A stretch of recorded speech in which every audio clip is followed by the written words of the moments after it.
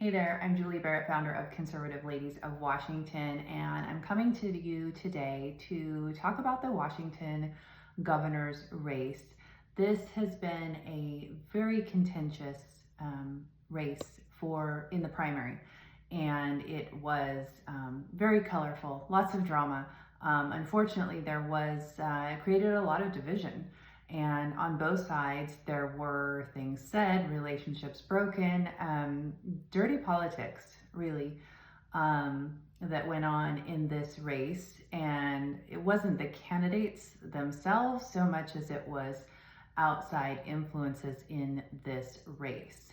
Now, Conservative Ladies of Washington, our leadership team decided very early on in this race that we were not going to get involved in the primary. We were not going to make any endorsements or support any candidates for the primary. We were going to encourage everyone to vote for whichever candidate most aligned with their values. And we wanted to use our energy to focus on the legislative races because that's what we do. We focus on legislation and policy, and we know how important those positions are. And so we wanted to put our efforts towards helping candidates for those legislative seats to hold the seats that we have and potentially, if possible, pick up some seats, because we can't change anything in Washington if we don't change up the makeup of the state legislature. And we knew going into this that winning a statewide office is a very long shot, and it is. And that is why we wanted to focus on the legislative races, because when you bring it down to a legislative district level, you have more influence on that race. You have more of an ability to affect change. And we also didn't want to get involved in the divisive nature of the governor's primary. And we took a lot of heat from both sides for not getting involved. People thought that we should pick a side, we should make an endorsement, and that just wasn't something that we were going to be pressured into doing. I personally got called names. I got a lot of nasty emails and messages about that, and I'm just holding my ground and did not want to get involved in that. And I think I can speak on behalf of our entire leadership team. We are grateful that we did not do that. And so Dave Reichert is coming out of the primary as the second place winner to Bob Ferguson. So he will advance to the general. Of course, the election results for the primary have not yet been certified, but it looks like it's impossible. I believe it is statistically impossible for Semi Bird to make up the vote difference, which is somewhere around 18% of a gap between him and Dave Reichert. So Dave Reichert will move on to the general with Bob Ferguson. Now, I said from the very beginning that Conservative Ladies of Washington would support, note I did not say endorse, but we would support whichever candidate was on the general ballot that was not Bob Ferguson. And we are going to do that. We would support and recommend that everyone vote for Dave Reichert, because a vote for Dave is a vote against Bob Ferguson. Bob Ferguson is very bad for Washington. In his time as the Attorney General, he has advanced a lot of terrible policies for Washington citizens, and we already know that he will be much worse than Jay Inslee. If you think Jay Inslee is bad, gear up for Bob Ferguson. He will be much, much worse. Just some of the Bob Ferguson policies that we've watched in just the last couple of years. You have the assault weapons ban, the magazine ban, the making Washington a sanctuary state for abortion and transgender trafficking. He's got the hate crimes hotline, where you can call to report other citizens that you feel have said or done something to you that was out of hate or bias.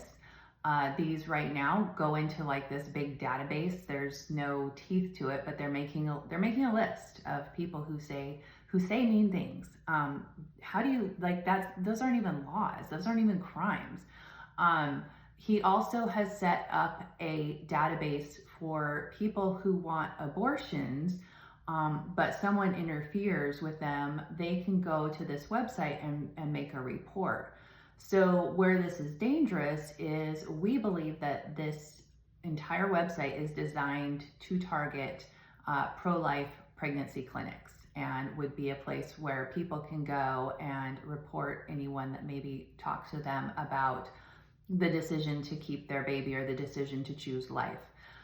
So very dangerous. They also, Bob Ferguson also implemented an attorney program for women who want to get abortions to have free legal help. Now you're paying for all this. This is all taxpayer funded.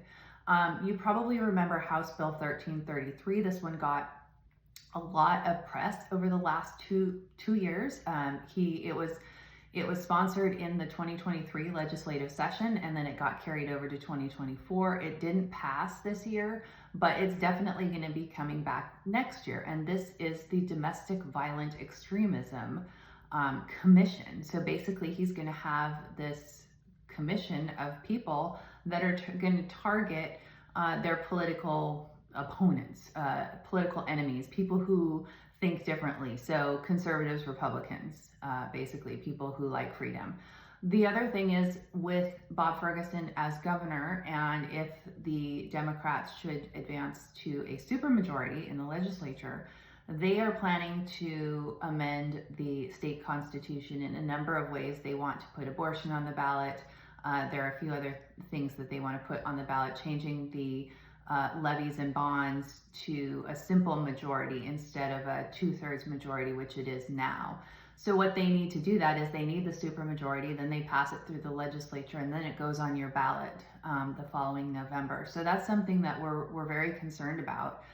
And I understand that Dave Reichert may not align with your values. To be honest, he doesn't align with many of mine. He's not my first choice. But you have to look at it as voting against evil and voting against Bob Ferguson and what he would do in Washington. And you might say, well, I'm not compromising. Well, you only have two choices. And so if you're going to boycott the race, you are compromising and you're making way for evil. And I understand that you don't like the system, and politics is a dirty game. And I wish it wasn't that way. Because I don't believe that's how the founding fathers designed it to be, but that's how it is. And so if we want to change it, we have to get involved, and getting involved in a grassroots level, whether you're involved in a group like Conservative Ladies or you're involved in the party. I made the decision when I created this organization that I didn't want to be involved in the party. I didn't want my group to be involved in the party, and we wanted to use our voice independently of the party and have an impact that way. And we've been very effective and very impactful, and we will continue to do it that way. But one of the things that Grassroots has to do is start local. You have to go to your local city council, your county council, your school board, lots of different other positions within your city and county at your local level that we need conservatives to run for, and the legislative seats. And once we have a lot of those, like, it's going to take a long time to do all this, but once you have a lot of those, then you can start looking at these statewide races. But right now, I don't believe that it's winnable. I hate to say that, but I'm a realist, and I don't believe in 2024 it is possible or likely. I mean, I suppose it's possible. With God, anything is possible. I don't believe it's likely that it's going to happen in 2024. But that said, you still want to vote against evil. You still want to vote for the better of the two candidates, the one who is going to do the least amount of damage and who will preserve your freedoms. And while there are a number of issues that I don't agree with Dave Reichert on, and I don't like his record on, I do think that he would defend law and order. I do think he would bring back some good policies in that area. And that would be a huge win, because we all know that despite what Bob is saying on social media, he is a defund the police guy. He is, and that's what he will do as governor. So I wanted to share this with you that Conservative Ladies of Washington, we are supporting the not Bob candidate on the general ballot, which is Dave Reichert. We encourage you to do that too. I'm not saying you have to go out and campaign for him or anything like that, but encourage you to vote for him, and ask your friends and neighbors and family to vote for him as well. Because if enough common sense, sane people in Washington voted for Dave, it's possible that Ferguson could be defeated. But you have to be willing to get out and vote. And, you know, the election integrity thing is a whole other conversation.